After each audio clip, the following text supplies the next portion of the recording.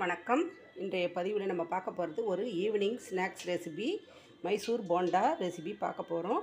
இதுக்கு செய்யறதுக்கு தேவையான பொருட்கள் முதல்ல பார்த்துக்கலாம்.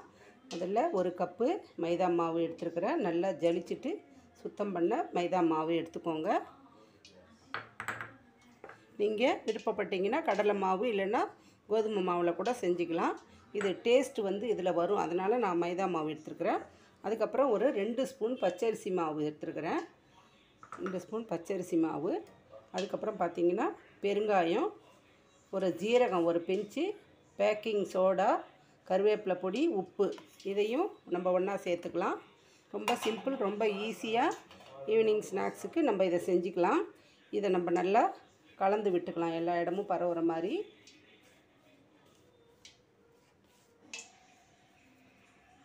இது கலந்தாச்சு.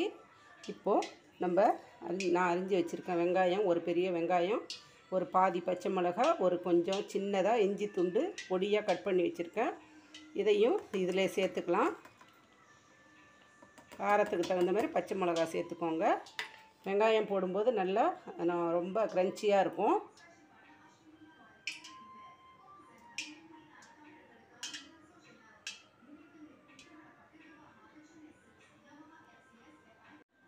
வெங்காயம் தேவையான அளவு போட்டுக்கோங்க. எங்கேயோ ஒன்று கொஞ்சமாக போட்டாலும் போடுங்க. நிறைய வெங்காயம், பச்சை மிளகா, கருவேப்பிலை, கொத்தமல்லி இந்த மாதிரி ஏதாவது ஆட் பண்ணுறதுனாலும் பண்ணிக்கோங்க. இதில் கொஞ்சமாக நம்ம தயிர் சேர்த்துக்கலாம். புளிப்புக்காக தயிர் சேர்த்து நல்லா பிசைஞ்சிக்கலாம். தேவைப்பட்ட கொஞ்சம் தயிர் சேர்த்துக்கிட்டு அதுக்கப்புறமா நம்ம தண்ணி கொஞ்சம் சேர்த்துக்கலாம். போண்டா மாவு பதத்துக்கு இதில் நம்ம கரைச்சிக்கலாம். ஒரு 1/4 கப்பு தயிர் எடுத்துருந்தேன். இது கூட கொஞ்சமாக நான் தண்ணி கலந்து கொஞ்சம் போண்டா பக்குவத்துக்கு பிசைஞ்சிக்கலாம். ரொம்பவும் தண்ணி ஊற்றிடக்கூடாது. அதே சமயம் கரெக்டான பக்குவத்துக்கு நம்ம மாவை பிசைஞ்சு எடுத்துக்கலாம். இன்னும் ஒரு 1/2 டம்ளர் அளவுக்கு தண்ணி ஊற்றணும்.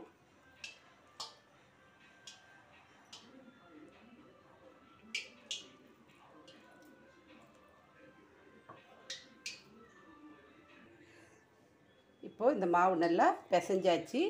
திட்டமாக ஒரு போண்டா போடுற அளவுக்கு பிசைஞ்சாச்சு. இப்போது நான் ஒரு கடாயில் கொஞ்சம் எண்ணெய் ஊற்றி காய வச்சுருக்கிறேன். இப்போது எண்ணெய் காஞ்சிருக்கு. கொஞ்சம் மாவு எடுத்து கொஞ்சமாக போண்டா ஷேப்புக்கு நம்ம தேவையான சைஸுக்கு போட்டுக்கலாம். பாருங்கள்,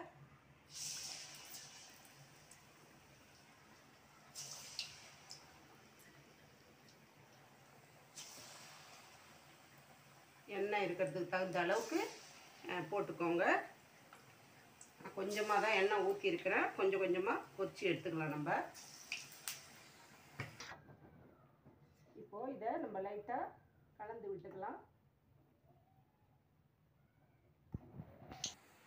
பாருங்கள், நல்லா 2 பக்கமும் திருப்பி விட்டு நல்லா செவர விட்டு நம்ம எடுத்துக்கிட்டால் ஈவினிங் ஸ்நாக்ஸை மைசூர் போண்டா ரெடி ஆகிடுச்சு. இதில் நீங்கள் கடலை மாவு சேர்த்துக்கலாம், கோதுமை மாவாக சேர்க்கலாம், எப்படி வேணாலும் நம்மளுடைய விருப்பத்துக்கு தகுந்த மாதிரி போட்டுக்கலாம். ஆனால் மைதா மாவும் பச்சரிசி மாவு தயிர் காம்பினேஷன் நல்லா சூப்பராக இருக்கும். டீ கடையில், ஹோட்டல்லலாம் இந்த மாதிரி தான் போட்டு கொடுப்பாங்க ஈவினிங் ஸ்நாக்ஸாக. இது ஒரு கப் டீயோட இதை போண்டா சட்னியோடு சேர்த்து சாப்பிடும்போது ரொம்பவே சூப்பராக இருக்கும். வயிறும் ஃபில்லிங்காக இருக்கும். டக்குன்னு யாராவது கெஸ்ட்டு வந்துட்டாலும் ஒரு ஈவினிங் ஸ்நாக்ஸ் ரெசிபியாக நம்ம இதை செய்து கொடுத்துடலாம். நம்ம சேனலில் நிறைய பதிவுகள் போட்டுட்ருக்குறோம். பதிவு பார்க்குறவங்க லைக் பண்ணிவிட்டு பாருங்கள், கமெண்ட்ஸ் பண்ணுங்கள். நிறை குறை எது இருந்தாலும் சப்ஸ்கிரைப் பண்ணுங்கள். நிறைய பேருக்கு ஷேர் பண்ணி விடுங்க. நம்ம சேனலுக்கு சப்போர்ட் பண்ணுற எல்லா வியூவர்ஸுக்கும், சப்ஸ்கிரைபர்களுக்கும் ரொம்ப ரொம்ப நன்றி, பெரிய பெரிய நன்றி. இப்போது இது நல்லா 2 பக்கமும் திருப்பி விட்டு பொன்னிறமாக ஆகிற வரைக்கும் நம்ம திருப்பி திருப்பி விட்டு எடுத்துக்க போகிறோம்.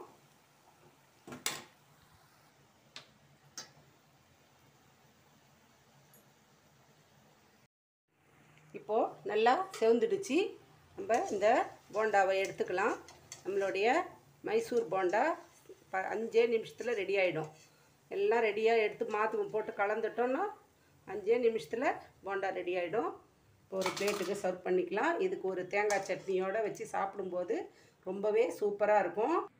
பாருங்கள், எல்லா மாவும் நான் இந்த மாதிரி போண்டாவாக எடுத்துட்டேன். இதுக்கு ஒரு தேங்காய் சட்னியோடு சேர்த்து நம்ம ஈவினிங் ஸ்நாக்ஸு சாப்பிட்டு ஒரு கப் டீ சாப்பிடும்போது ரொம்பவே வயிறு ஃபில்லிங்காக இருக்கும், ரொம்ப டேஸ்ட்டாக இருக்கும். கண்டிப்பாக ட்ரை பண்ணி பாருங்கள். இந்த ரெசிபி உங்களுக்கு பிடிச்சிருக்குன்னு நினைக்கிறேன். பிடிச்சிருந்துச்சுன்னா லைக் பண்ணுங்கள், ஷேர் பண்ணுங்கள். கதம்பம் 2.0 சப்ஸ்கிரைப் பண்ணுங்கள். பக்கத்தில் இருக்க பெல் ஐக்கானை அழுத்துங்க. வாழ்க வளமுடன், நாளும் நலமுடன்.